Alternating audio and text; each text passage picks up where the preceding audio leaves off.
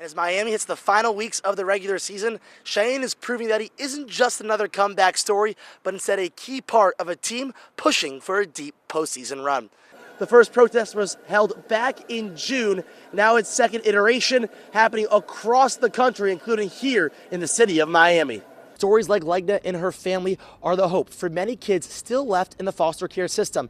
Behind me is not just your average Miami marketplace, because each item sold here has its own story of independence and inclusion. With the government shutdown coming to an end last week, SNAP benefits are now active in the state of Florida, but payments still may be delayed. Imagine this grocery cart filled with a week's worth of food. That's what SNAP brings to the table.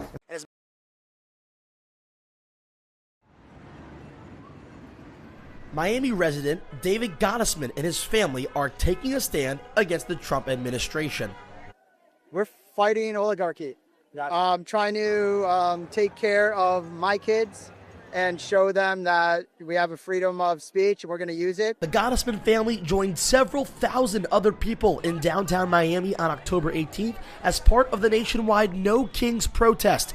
Protesters say Trump and his policies are drifting towards authoritarianism.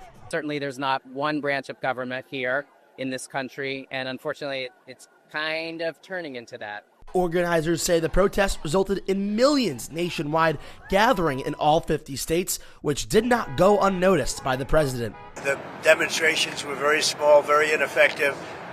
I'm not a king. I work my ass off to make our country great. That's all it is. But other attendees at the No Kings protest had a different message to spread.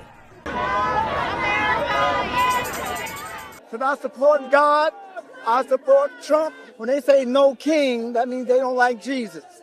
Jesus is the king. And while some say the nationwide protests were anti-American, others hope the event could be a wake-up call. I hope that this will influence some of the politicians to start doing their jobs. Reporting from Bayside Park, I'm Gavin Bicho, UMTV.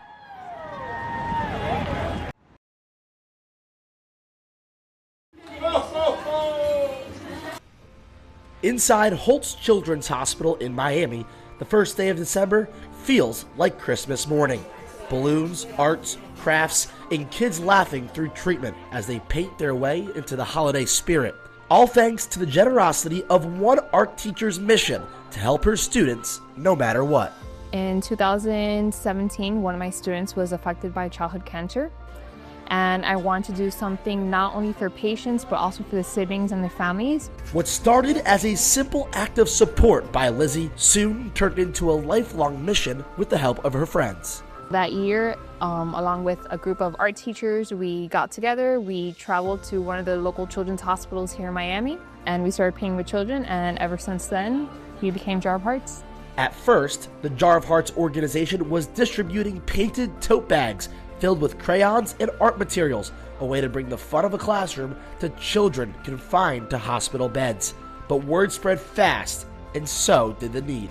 People started calling, and I'm like, but I'm just an art teacher, and they're like, but we want that too, and that's kind of like when I started seeing the need. Rachel Gomez found Lizzie on Instagram. She began by donating crayons and now is fully involved as a board member. So I love how Lizzie just brought so much joy and sunshine to the kids. Today, Jar of Hearts has 3 locations, including this brand new art studio right inside of Holtz Children's that hosted this year's Christmas celebration. So the impact that Jar of Hearts has had on our hospital has been getting them out of their rooms. They have something fun to look forward to, a bright, cheery space that gets them involved. Lizzie says art gives children a voice, and that's especially important when their bodies are fighting a battle they never asked for. We focus on preserving their childhood and giving them some type of moment of expression. And for staff and volunteers at Holtz, the impact on patients is clear. They have a lot of fun, and it just really brings a smile to their face. Parents, donors, artists, and students all play a role, but for many, it's Lizzie's energy that makes this mission possible. She's excited about it, and she brings these visions to life. She'll talk about it, and then she makes it happen. What started with one student, one classroom, and a few crayons now brings hope to thousands of children across Miami. But the journey for Jar of Hearts is just beginning. Our goal is to have a Jar of Hearts art studio, a healing and educational art studio in every local children's hospital across the country. Dreams are only a dream unless you do something about it. This holiday season, that dream is bringing color, hope, and a little bit of Christmas magic to children who need it most. From Miami, Florida, I'm Gavin Bicho, UMTV.